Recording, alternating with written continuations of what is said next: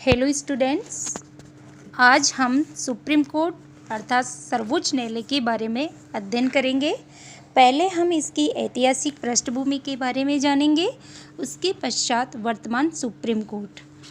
1773 के regulating act में पहली बार सर्वोच्च न्यायालय की स्थापना का प्रावधान किया गया था। इसी प्रोविजन के तहत 1774 में कलकत्ता में सुप्रीम कोर्ट स्थापित हुआ। इसके पश्चात इंडियन गवर्नमेंट एक्ट 1935 के द्वारा दिल्ली में फेडरल कोर्ट अर्थात संघीय न्यायालय की स्थापना का प्रावधान किया गया। 1 अक्टूबर 1937 को ये फेडरल कोर्ट दिल्ली में स्थापित हुआ था। मॉरिस ग्वेयर इसके पहले सीजेआई थे। यह उस समय भारत का सबसे बड़ा न्यायालय था, लेकिन फिर भी हम इसे सुप्रीम अर्थात सर्वोच्च नहीं कह सकते, क्योंकि इस न्यायालय के निर्णय के विरुद्ध लंदन स्थित प्रिवी काउंसिल में चुनौती या अपील की जा सकती थी। यह तो इतिहास है। जो हमारा वर्तमान सुप्रीम कोर्ट है वह 28 जनवरी 1950 को अस्तित्व में आया था। जस्टिस हीरालाल जे कानिया इसके पहले मुख्य न्यायाधीश थे।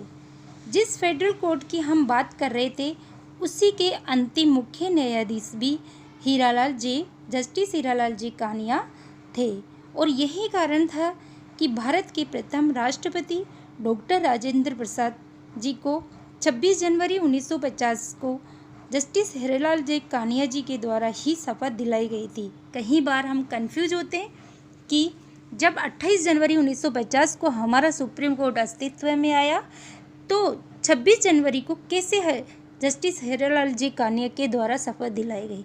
लेकिन जस्टिस हीरालाल जे कानिया पहले से ही फेडरल कोर्ट के भी मुख्य न्यायाधीश थे, इसलिए इसमें कंफ्यूज नहीं होने की ज़रूरत है।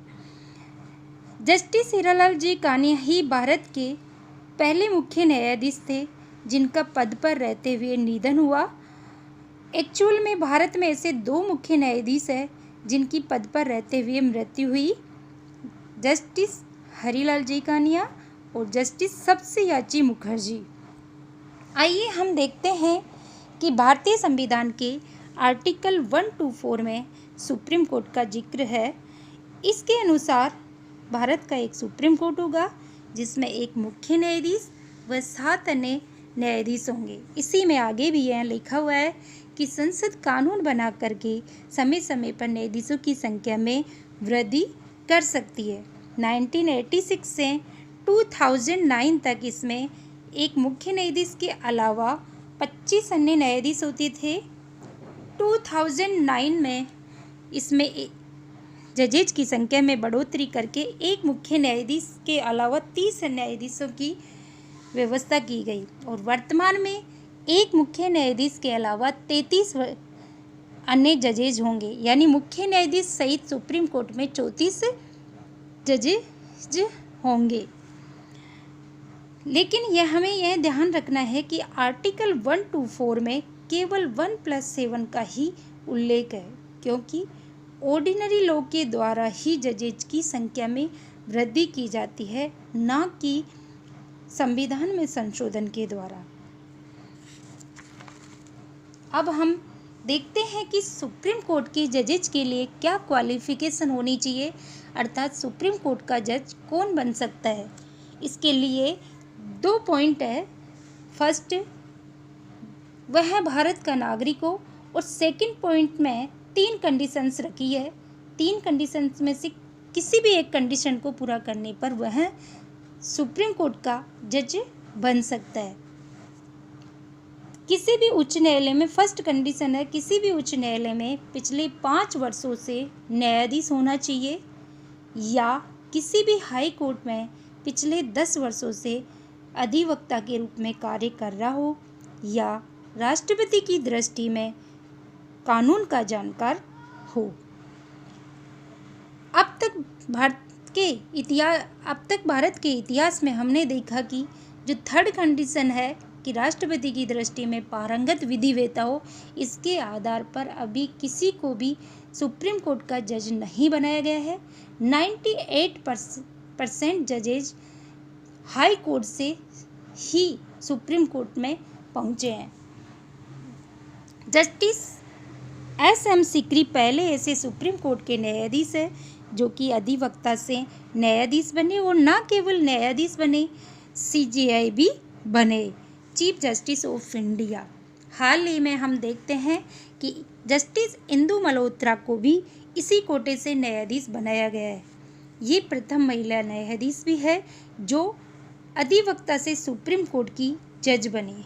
सुप्रीम कोर्ट में वर्तमान में 3 महिला जज है, justice Indu Malhotra, justice R. Bhanumati और जस्टिस इंदिरा बनर्जी। हम देखेंगे कि जजेज की नियुक्ति या अपॉइंटमेंट भारतीय संविधान का आर्टिकल 124 यह कहता है कि सुप्रीम कोर्ट के सभी न्यायाधीशों की नियुक्ति राष्ट्रपति द्वारा सुप्रीम कोर्ट के ऐसे न्यायाधीश और हाई कोर्ट के ऐसे न्यायाधीश जिनके साथ वह विचार विमर्श करना आवश्यक समझता है, उनके साथ विचार विमर्श करके सुप्रीम कोर्ट के जजेज की नियुक्ति करेगा। लेकिन इसमें यह अनिवार्य है कि सुप्रीम कोर्ट के मुख्य न्यायाधीश से विचार विमर्श करना अनिवार्य होगा। 1950 से 1993 तक भारत में सुप्रीम कोर्ट के जजेज की नियुक्ति मंत्री परिषद की सिफारिश पर राष्ट्रपति द्वारा की जाती थी, लेकिन धीरे धीरे न्यायपालिका के क्षेत्र में कार्यपालिका के हस्तक्षेप को मानते हुए 1993 में supreme court advocates on record association बनाम भारत संघ मामले में जजेज की जो नियुक्ति की प्रचलित व्यवस्था थी उसको समाप्त कर दिया गया और उसके स्थान पर कोलेजियम की स्थापना की गई। हम देखेंगे कि कोलेजियम क्या है। कोलेजियम का संविधान में कहीं पर भी कोई जिक्र नहीं है। यह न्यायपालिका का ही एक नवाचार है जिसकी स्थापना 1993 में की गई। यह एक परामर्श मंडल है। इस कोलेजियम व्यवस्था में सुप्रीम कोर्ट का मुख्य न्यायाधीश इसका अध्यक्ष होगा और इसमें सुप्रीम कोर्ट के 4 वरिष्ठतम न्यायाधीश सीनियर मोस्ट जजेज इसके सदस्य होते हैं। कोलेजियम की सिफारिश के आधार पर ही राष्ट्रपति जजेज की नियुक्ति करेगा। यह व्यवस्था 1993 में की। इसे सेकंड जजेज केस के नाम से भी जाना जाता है। 1998 में राष्ट्रपति के द्वारा भारतीय संविधान के अनुच्छेद 143 के तहत सुप्रीम कोर्ट से सलाह ली गई कि कोलेजियम की सिफारिश को राष्ट्रपति के द्वारा मानना बाध्यकारी है क्या। इस मामले में सुप्रीम कोर्ट का निर्णय आया कि राष्ट्रपति केवल कोलेजियम की सिफारिश को एक बार रिकंसिडरेशन के लिए, पुनर्विचार के लिए भेज सकता है। उसके पश्चात राष्ट्रपति को कोलेजियम की सिफारिश को मानना अनिवार्य है। इसे थर्ड जजेज केस के नाम से भी जाना जाता है। धीरे धीरे स्वयं कोलेजियम के व्यवस्था पर कई कारणों से प्रश्न उठने लगे। आलोचनाओं का केंद्र रही, भाई भतीजावाद का आरोप लगा और भारत ही एकमात्र ऐसा देश था जहां पर जजेज की नियुक्ति जजेज के द्वारा की जा रही थी। अन्यथा सभी लोकतांत्रिक देशों में जजेज की नियुक्ति कार्यपालिका के द्वारा की जाती थी। यही कारण रहा कि स्वयं जस्टिस के द्वारा भी कई बार इस पर प्रश्न खड़े किए।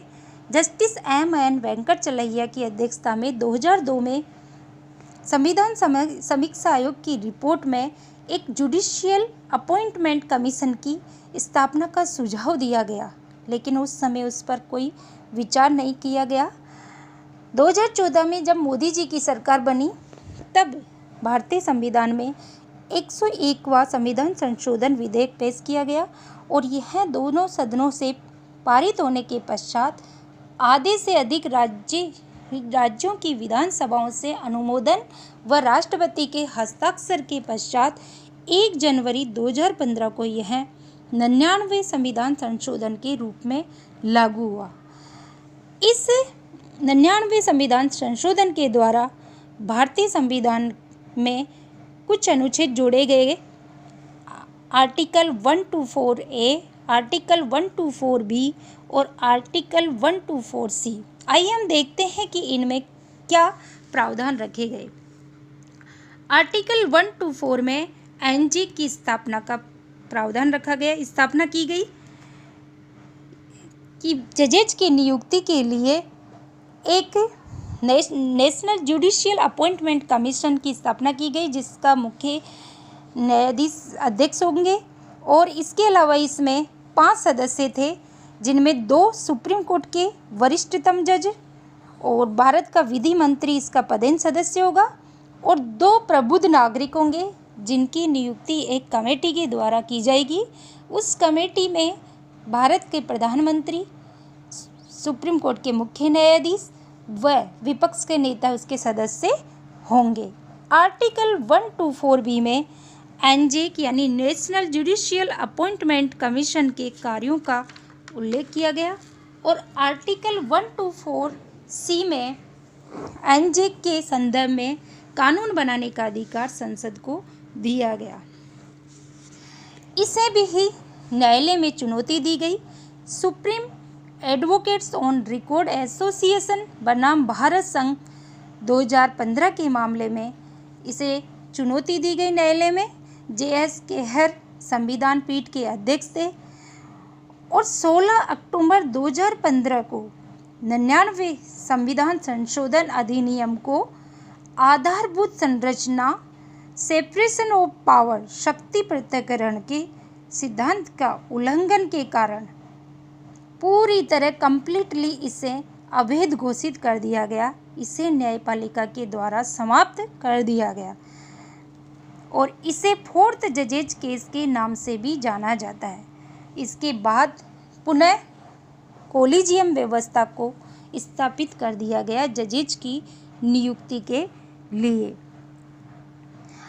आइए हम देखते हैं कि मुख्य न्यायाधीश की, अभी तो हमने सुप्रीम कोर्ट के जजेज की नियुक्ति के बारे में जाना, अब हम ये देखेंगे कि सुप्रीम कोर्ट के मुख्य न्यायाधीश की नियुक्ति कैसे होती है। मुख्य न्यायाधीश की नियुक्ति के संदर्भ में संविधान मौन है। वरिष्ठतम न्यायाधीश को ही मुख्य न्यायाधीश बनाया जाता है। यह हमारी एक परंपरा है। हालांकि इसका 2 बार उल्लंघन भी किया जा चुका है। 1973 में 3 जजेज की सीनियरिटी का उल्लंघन करके जस्टिस अजीत नाथ रे को सुप्रीम कोर्ट का मुख्य न्यायाधीश बनाया गया। उसके पश्चात 1977 में जस्टिस हमीदुल्ला बेग को सुप्रीम कोर्ट का मुख्य न्यायाधीश बनाया गया। Thank you so much.